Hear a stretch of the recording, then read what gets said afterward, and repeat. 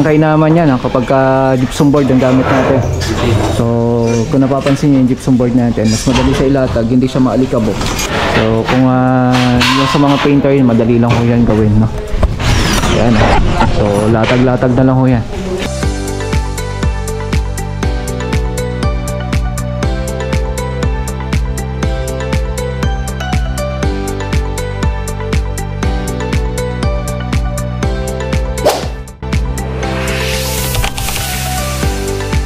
Ayan, so welcome back sa ating panibagong vlog. Nandito pa lang tayo sa Kawayan Project, mga kamusta. So abangan nyo to dun sa may unang video natin, o kaya na unang video kaysa dito.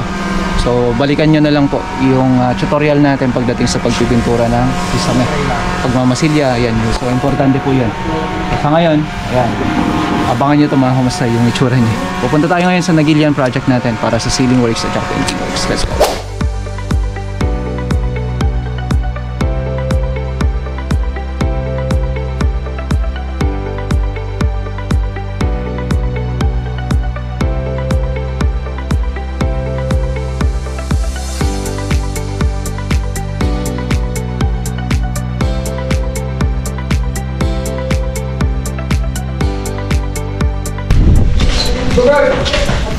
Mapapansin nyo, nilalatag, tapos diretso siya minamasilyahan. Ganyan yung tabilis ng tropa.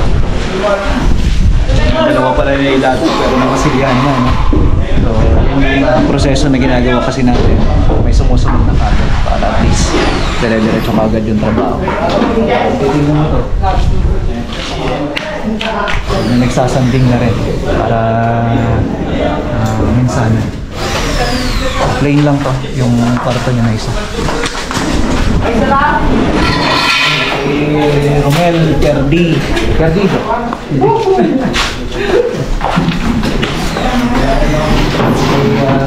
Sa may high ceiling na to. Lagay na sila ng board. Sa tayo sa taas.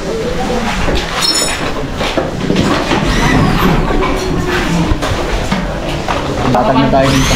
Mahuli na dyan yung PVC panel. So dito naman yung PVC panel din.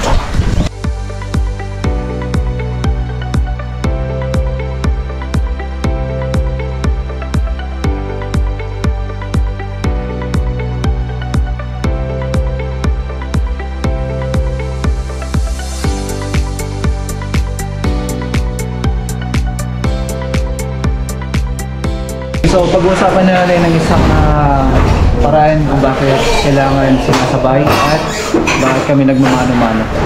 So dito, yung ceiling design natin, simple lang. So ceiling, may shadow lightings lang tayo. May shadow lightings lang tayo. So yun po yung ginagawa namin dito. Shadow means tumatama sa mga curtains, mga blinds. So kung napapansin nyo, naglalatag kami pero may namamasilyahan tayo.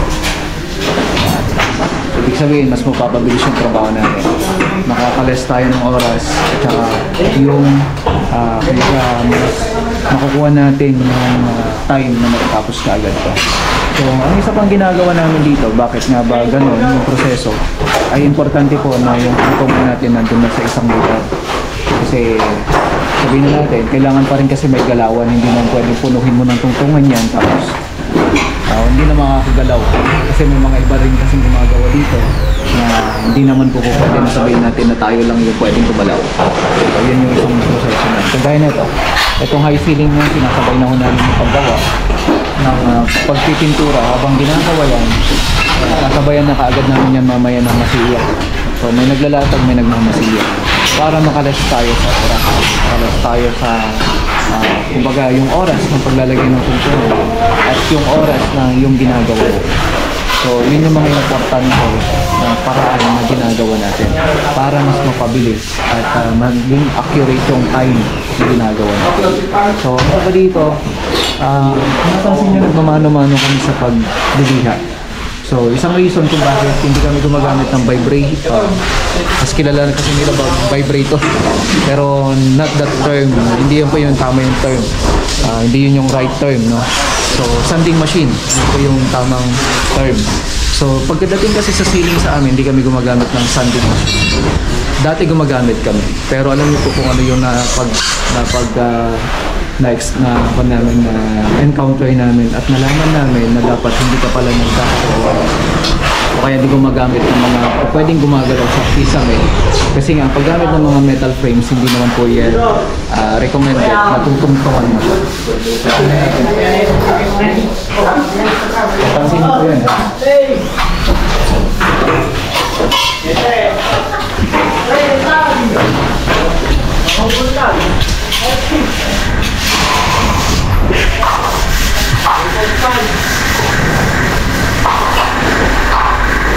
So siya, nakapansin ko na.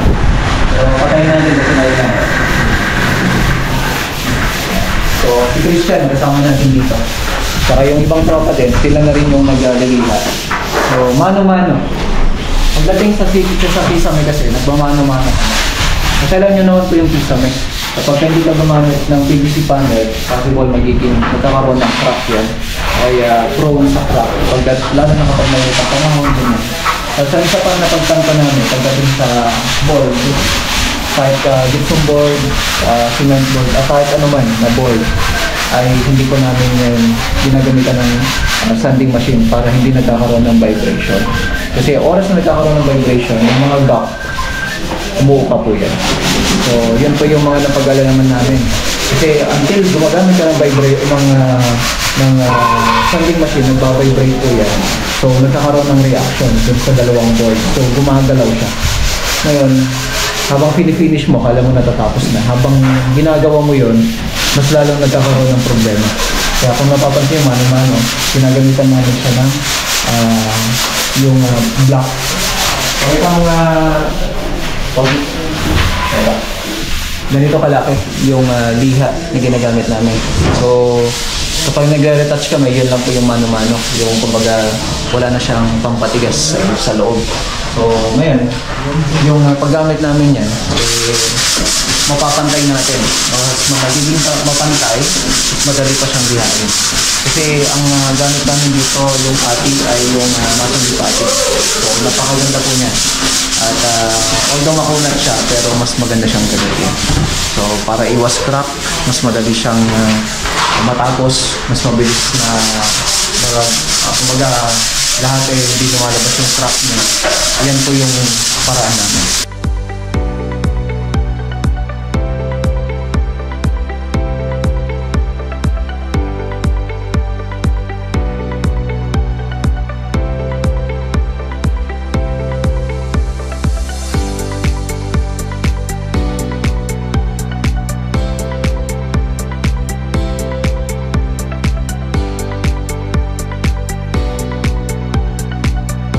So yung gamit natin dito na board ay 9mm. So yun po yung kapal niya. So ngayon, kapag yung 9mm na yan, ay dapat yan sa mga dugtungan, kailangan maayos yung pagkakalagay.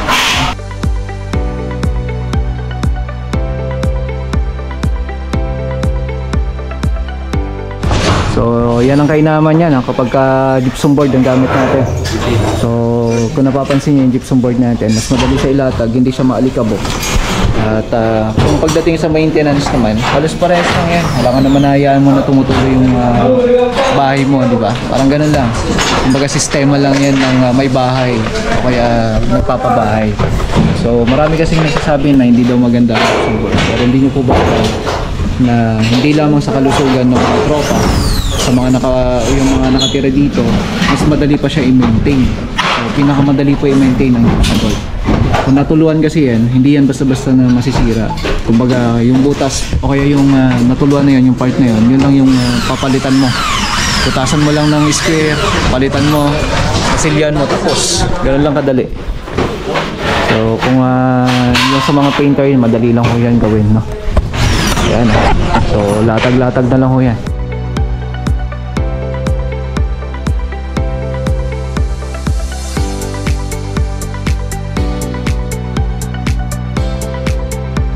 Kaya yung Itong mga boys natin, hindi natin mawari kung gusto pa nila mag-asawa, hindi na eh. Ayan, agbak ka na dati. Agbak, nagbaak. Timbe. Ha? Timbe. Anong timbe? Timbang. Eto, may putot na to, kaya walang problema. Ayan. Pero may matin lang mapansin kung may sarap kanina kaya. Ano po, boys? Ano po? 50 pag corneta.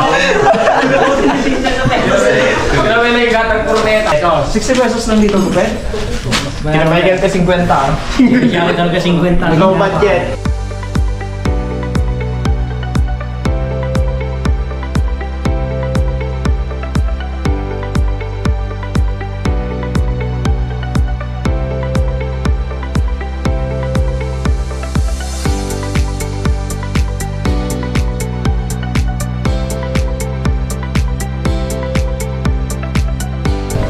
So, abangan nyo na lang ito mga kamusta.